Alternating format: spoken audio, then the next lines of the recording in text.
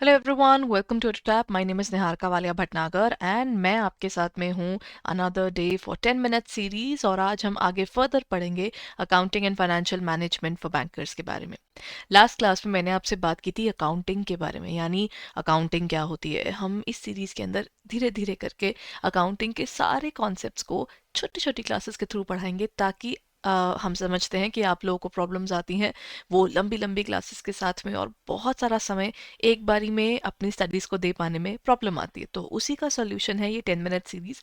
Please इसको follow कीजिए और चैनल को सब्सक्राइब करना मत भूलिएगा।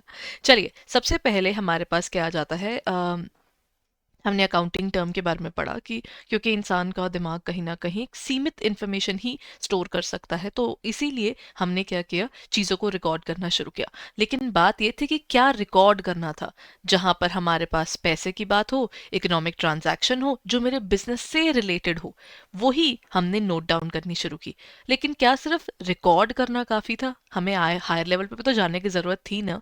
तो फॉर एग्जांपल, अगर एक स्टूडेंट के आप पेपर्स देख रहे हैं, तो आपको उन पेपर्स का टोटल मार्क्स करके रिपोर्ट कार्ड तक जाना ज़रूरी है ना, ये पता लगाने के लिए कि उस स्टूडेंट की परफॉर्मेंस कैसी है ना। और वैसे ही अगर हम बैंक्स की बात करें, तो कितनी सारी ट्रांजैक्शंस हम लोग एक दिन में कर लेते हैं। अगर मैं अपने आज गूगल पे की ही बात करूँ, तो सुबह सुबह में भी ही हम लोग कितने सारे ट्रांजैक्शंस कर चुके होते हैं। तो वो तो हमें याद नहीं रहती। उनका भी कंपाइलेशन, उनकी भी एनालिसिस हमें कहाँ दिख जाती है? हमारी पासबुक या अकाउंटिंग स्टेटमेंट में। यानी दिन के अंत में हमारे पास कितने रुपए हैं वो दिख जाता है, और साल के अंत में हम अपनी पूरी ट्रांजैक्शंस को, even the closing balance and opening balance, everything is visible, including your deposits as well as withdrawals. Based upon this, हम आज समझते हैं अकाउंटिंग के साइकिल को। ओके, सबसे पहले जब हम अकाउंटिंग साइकिल की बात करते हैं, तो अकाउंटिंग साइकिल को हम लोग डिफाइन कैसे करते थे? This is given by AICPA। जब उन्होंने दिया था, AICPA ने क्या कहा? उन्होंने कहा कि अकाउंटिंग जो प्रोसेस है ये एक तरीके की आर्ट है, because everybody does it differently. अगर मुझे आप एक नोटबुक देंगे, एक पेन देंगे, मैं एक डिफरेंट वे से उस पर कुछ लिख रही होंगी, क्या पता मैं अपना सिर्फ नाम लिख के दे दूं, और हो सकता है आप पीछे कोई स्पेसिफिक स्केचिंग ही कर दें। तो ऑब्वियसली हर इंसान, इवन अकाउंटिंग भी अपने तरीके से करता है। वो एक पहले चीज़ को रिकॉर्ड करेंगे, फिर उस चीज़ को क्लासिफाई करेंगे। क्लासिफाई करना, देखिए, बहुत सी ट्रांजैक्शंस होती हैं। इवन अगर आप अपने घर के अंदर बेसिक चीज़ों को भी देखें, हमारे घरों में चीज़ें डिफाइंड है।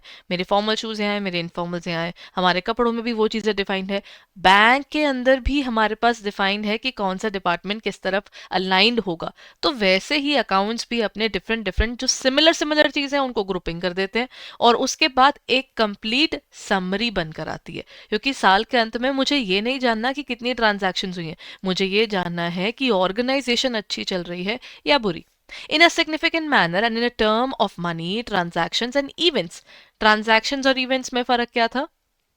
देखिए, पहले बात आई अकाउंटिंग इज ऑल अबाउट पैसा, and then second part is transactions जो हैं वो क्या होती हैं? हर दिन क्या हो रहा है? सेल हो गई जी, परचेज हो गई, पता है आज खर्चा हो गया, हम आज कोई एसेट खरीद कर ले आए, लेकिन उसका इम्पैक्ट क्या हुआ? पूरी सेल परचेज एक्सपेंसेस करके मेरे पास अंत में जो क्लोजिंग स्टॉक दिख रहा है, वो क्यों दिख रहा है? क्योंकि मैंने इस साल प्रोडक्शन की, कुछ सेल किए, और उसके बाद निकल कर आया मेरा कौन सा पार्ट? हमारा एंड रिजल्ट। एक तरह से हम उसको कह देते हैं क्लोजिंग स्टॉक। एंड में जो बच गया, तो वो एक इवेंट आ जाता है। अगेन, पैसे की बात की जा रही है, तो फाइनेंशियल कैरेक्टर की चीज होनी चाहिए, लेकिन सबसे इंपॉर्टेंट है ये आपके जिस बिजनेस की आप बुक्स ऑफ अकाउंट्स बना रहे हैं उससे रिलेटेड भी होनी चाहिए।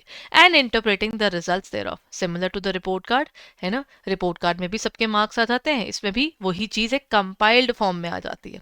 अब देन हम बात करते हैं अकाउंटिंग साइकिल की और डिटेल की।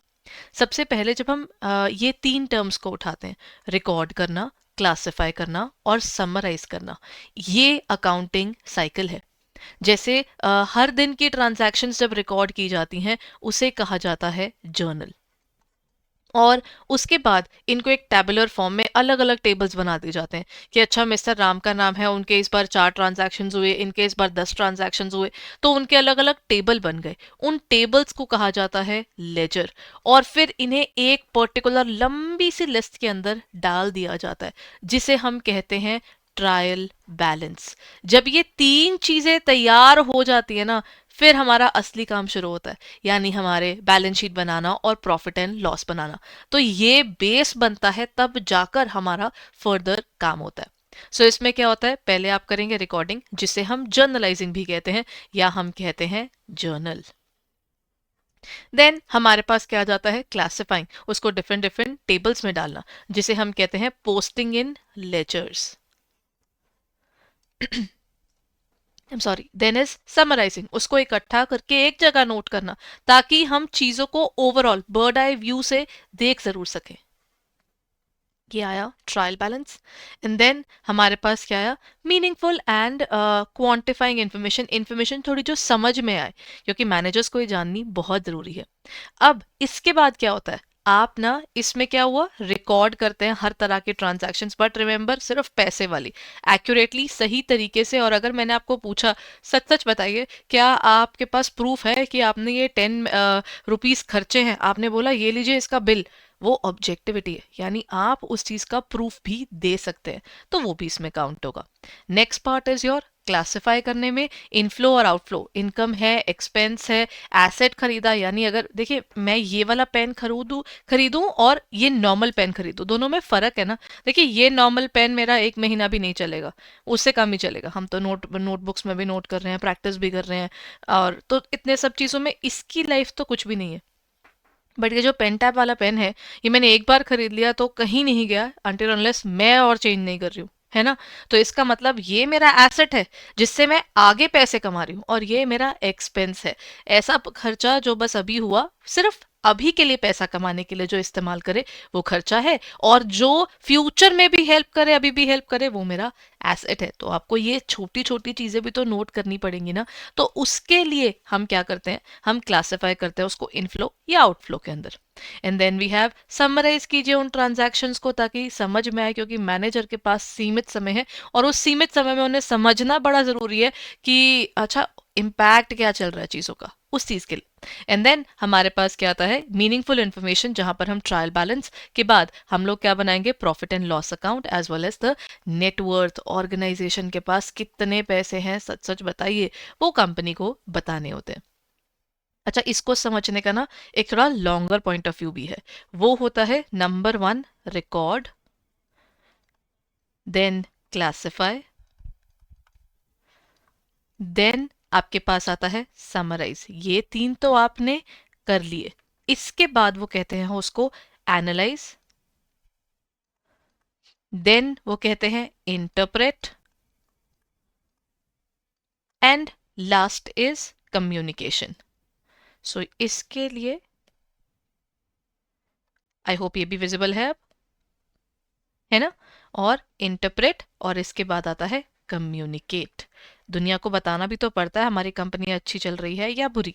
सो ये पर्टिकुलर पूरा आपका अकाउंटिंग का साइकिल कहलाता है। So this is how it actually works.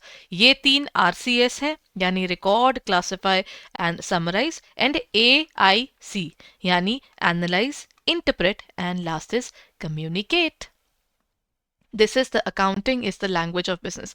हमेशा बिजनेस जो है वो अकाउंटिंग के अकॉर्डिंग ही तो बताया जाता है। सो उसमें क्या आया, सबसे पहले चीजों को रिकॉर्ड करना, सिर्फ आज ये हो गया, सेल हो गई, परचेज हो गई, खर्चा हो गया, उसे हम कहते हैं बुक कीपिंग, सिर्फ बुक मेंटेन की जा रही है। और उसके बाद उसको डिफरेंट डिफरेंट जब हम क्लासिफिकेशन में डालते हैं कि वो हमारे पास पैसा आ रहा है, वो पैसा जा रहा है, उसको नोट करना हम कहते हैं क्लासिफिकेशन।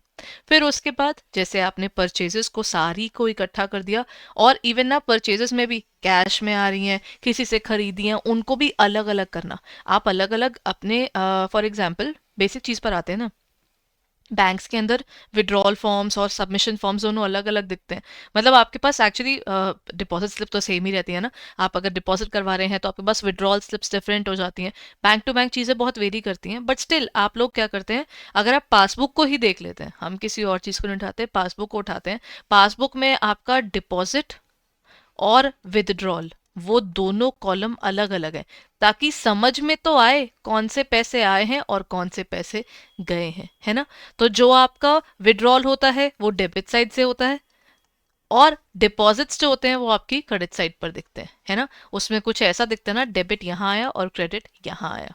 सो इस तरीके से हमारे बैंक में जब पैसा आता है वो प्लस है और यहाँ पर वो माइनस है। ये भी तो क्लासिफिकेशन है, चीज़ों को अलग अलग डिफरेंट ग्रुप्स में डालना और उन्हें इकट्ठा करके पासबुक में दिखा देना, आपका समराइज का पार्ट हो गया।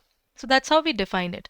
लेकिन बिजनेस क्या करता है, इसके बेस पर पहले अपनी लिस्ट बनाएगा, फिर प्रॉफिट एंड लॉस अकाउंट बनाएगा, फिर अपनी नेटवर्थ चेक करने के लिए बैलेंस शीट बनाएगा और अंत में कैश फ्लो स्टेटमेंट, यानी ये जानने के लिए कि ओवरऑल पैसा कितना है, सिर्फ पैसे को फोकस करेगा तो कैश फ्लो स्टेटमेंट बनाएगा।